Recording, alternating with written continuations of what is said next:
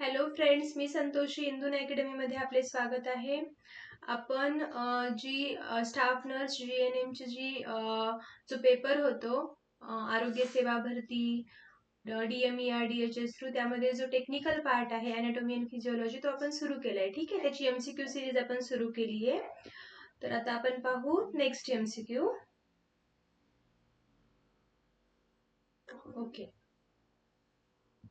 Which level of organization directly follows cellular level? कुठली level of organisation आहे जी लगेच cellular level नंतर येते? कुठली असणार आहे? टिश्यू असेल, ऑर्गन, सिस्टीम का केमिकल लेवल? कुठली असणार आहे सेल्युलर नंतर लगेच येणारी? Cell of similar type group together to form tissue. Therefore, tissue level comes immediately after cellular level of structural hierarchy. ठीक आहे, काय होणार आहे? सेल नंतर काय येणार? टिश्यू येणार आहे. टिश्यू नंतर काय येणार? ऑर्गन येणार आहे. आणि ऑर्गन नंतर काय येणार? सिस्टीम येणार. ओके, हे लक्षात ठेवा. Next, which pair is correctly matched? Organ म्हणजे different tissue working together, tissue means different organ working together, system means similar cell working together, और cell means group of organ with a common function. काय असणार आहे?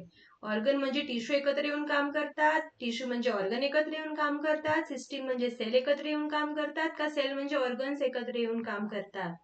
काय काय आहे correct answer? Yes. An organ is formed by different tissue arranged together for a specific function. The other options mismatch the definitions. काय आहे? Organ. आलं लक्षात? येस. ऑर्गन काय करतं? Different tissue working together. वेगवेगळे टिश्यू एकत्र येऊन जे काम करतं त्याला आपण ऑर्गन म्हणतो. Okay. Next, which example best represent the tissue level? Tissue लेवलला बेस्ट रिप्रेझेंट कुठलं एक्झाम्पल करतं? Epithelium, lining the intestine, the entire small intestine, digestive system, a carbon atom. काय असणार आहे उत्तर? Yes, epithelium lining the intestine is a tissue. The entire small intestine is an organ. The digestive system is a system, and a carbon atom belongs to chemical level. Option A is correct. Okay. चलो next पाहू. Which example best represents organ level? Organ लेवलला best represent करणारं example कुठलं असणार आहे? Stomach आहे, smooth muscle cell, digestive tract as a whole, का oxygen molecule असणार आहे? कोणतं असणार आहे? Yes, option A. Stomach is an organ composed of several tissue types that work together in digestion. Digestion मध्ये काय करतं? काम करतं. कुठलं organ? Stomach. The digestive tract as a whole represent a system. Okay? चलो नेक्स्ट पाहू. Which example is best represent system level? System लेवलला कोण करतं represent? Urinary system, nephron cell, kidney, cortex tissue का फॉस्फोलिपिड? काय असणार आहे? येस, युरिनरी सिस्टीम असणार आहे. Okay. Urinary system include kidneys, ureters, bladder and urethra. So it is a system level example. काय आहे? युरिनरी सिस्टीम मध्ये कुठले कुठले ऑर्गन्स येतात? किडनी येतं, युरेटर येतं, ब्लॅडर येतं, युरेथ्रा येतं. ठीक आहे, त्यामुळे हे काय आहे? सिस्टीम लेवलचं एक्झाम्पल आहे. ओके. चलो, which statement about metabolism is correct? It includes both catabolism and anabolism. It refers only to emergency release. It occurs only in a liver. It stops during sleep. काय correct असणार आहे? ज्यामध्ये metabolism अनाबॉलिझम दोन्ही येतं, का जी energy release करते, का फक्त लिव्हर मध्ये होत असतं हे, का हे आपण जेव्हा झोपतो तेव्हा हे स्टॉप होतं? काय उत्तर असणार आहे? Yes. Metabolism includes all body chemical reaction, both breaking down and building up molecules. Metabolism मध्ये काय येतं? कॅटाबॉलिझम पण येतं आणि अनाबॉलिझम पण येतं, ज्यामध्ये कॉम्प्लेक्स मॉलिक्यूलचं काय होतं? ब्रेकडाऊन होतं आणि सिंपल मॉलिक्यूल एकत्र येऊन कॉम्प्लेक्स सुद्धा बनतं. Okay. Growth in physiology refers to an increase in. Physiology मध्ये ग्रोथ होणं म्हणजे नेमकं काय असतं? Size and or numbers of cell, only height of the body, only weight caused by fat, only bone length. काय असणार आहे? ग्रोथ म्हणजे नेमकं काय? Yes, growth may occur through increase in a cell size, cell number or both. Cell size पण वाढते आणि सेलची नंबर पण वाढतात. सेल डिव्हिजन मध्ये आपण शिकलोय, ठीक आहे. आणि साईज पण वाढत असते. It is not limited to height, weight, single tissue type. Limited आहे का हे हाईट किंवा वेट किंवा टिश्यू साठी लिमिटेड नाहीये. Okay. Next question. Reproduction as a life process can occur at which level?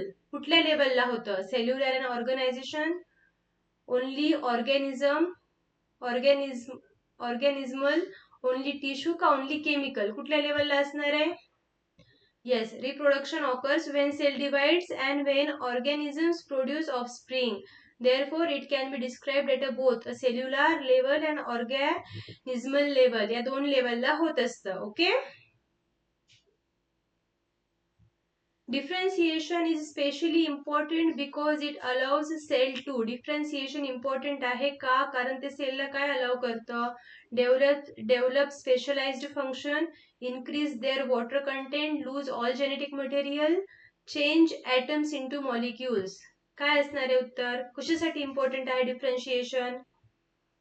Yes, differentiation creates specialization. For example, muscle cells become contractile, neurons become conductive, and epithelial cells become suited to lining or secretion. ठीक आहे. हे कशासाठी आहे? Specialisation साठी important आहे differentiation.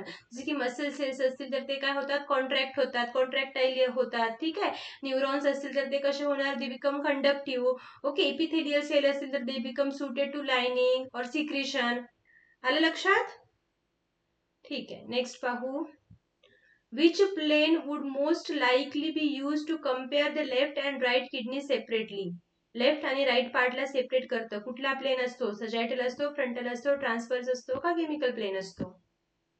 Yes. कुठला असणार आहे? सजायटल प्लेन असणार आहे, जो डिवाइड करतो बॉडीला राईट आणि लेफ्ट पोर्शन मध्ये. ओके. कंपॅरिझन साठी राईट आणि लेफ्ट पार्टला कंपॅरिझन साठी कुठला प्लेन वापरतात? सजायटल प्लेन यूज केला जातो. Which of the following is most directly associated with responsiveness? Detecting the stimulus and reacting to it, forming ATP only, joining atoms to form molecules, assembling tissue into organs. काय असणार आहे? Yes, responsiveness refers to sensing and reacting to changes such as pain, temperature or blood pressure. ठीक आहे.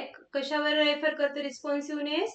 जी sense होतं आपल्या बॉडीला. ठीक आहे. जे आपण रिॲक्ट करतो चेंजेस झाल्यानंतर. ठीक आहे. पेन झाल्यावर, टेम्परेचर असल्यावर किंवा ब्लड प्रेशर असेल तर. ठीक आहे. कुठला असतो तो? रिस्पॉन्सिव्हनेस असतो. It is not limited to energy production. Energy production साठी लिमिटेड आहे का? नाहीये. An atom belongs to which level of organization? कुठलं असणार आहे? Yes, chemical level. Okay. Which statement best distinguishes anatomy from physiology? काय कुठला स्टेटमेंट असणार आहे जो डिस्टिंग्विश करेल anatomy from physiology?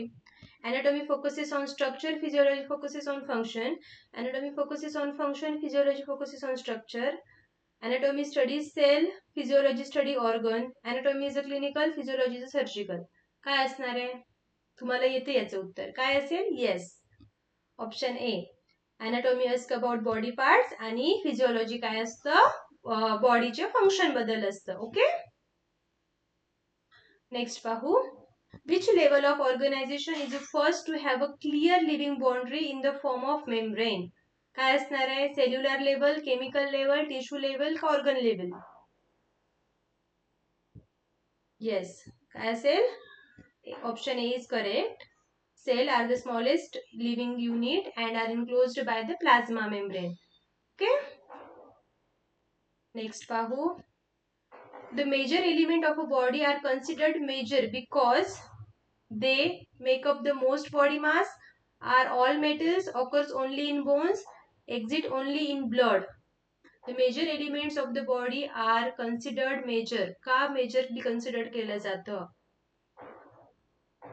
Yes, major elements contribute overwhelming majority of the body mass. Body mass जास्त असतो म्हणून. ठीक आहे. Option A is correct option.